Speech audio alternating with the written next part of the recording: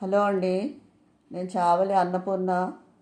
ఇప్పుడు నేను లింగాష్టకం పఠిస్తున్నాను. ఓం గణానాన్త్వా గణపతిగుం హవామహే కవిం కవీనాముపమస్రవస్తమం జ్యేష్ఠరాజం బ్రహ్మణాం బ్రహ్మణస్పత ఆనశృణ్వన్నోతిభిः सीदसादनं प्रणो देवी सरस्वती वाजेभिर्वाजनीवती दीनामवित्रयवतु। ओम गणेशाय नमः। ओम सरस्वत्यै नमः। श्री गुरुभ्यो नमः। हरिः ओम।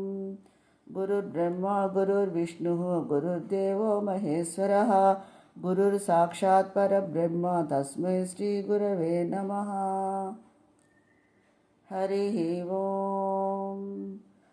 ब्रह्ममुरारिसुरार्चितलिङ्गं निर्मलभासितशोभितलिङ्गं जन्मजदुःखविनाशनलिङ्गं तत्प्रणमामि सदा शिवलिङ्गं देवमुनिप्रवरार्चितलिङ्गं कामदहनकरुणाकरलिङ्गं रावणदर्पविनाशनलिङ्गं तत्प्रणमामि सदा शिवलिङ्गं सर्वसुगन्धसुलेपितलिङ्गं बुद्धिविवर्धनकारणलिङ्गं सिद्धसुरासुरवन्दितलिङ्गं तत्प्रणमामि सदा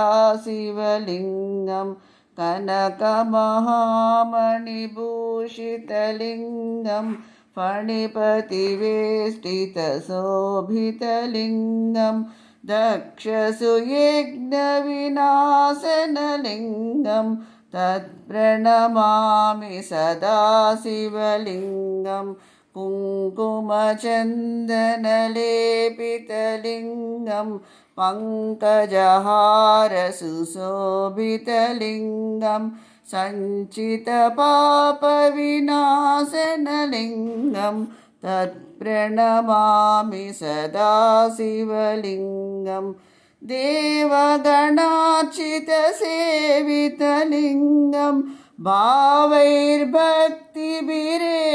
च लिङ्गं दिनकरकोटिप्रभाकरलिङ्गं तत्प्रणमामि सदा शिवलिङ्गम् अष्टदलोपरिवेष्टितलिङ्गं सर्वसमुद्भवकारणलिङ्गम् अष्टदरिद्रविनाशनलिङ्गं तत्प्रणमामि सदा शिवलिङ्गं सुरगुरुसुरवरपूजितलिङ्गं सुरवणपुष्पसदार्चितलिङ्गं परमपदं परमात्मकलिङ्गं तत्प्रणमामि सदा शिवलिङ्गं लिङ्गाष्टकमिदं पुण्यं यः पठेत् शिवसन्निधौ शिवलोकमवाप्नोति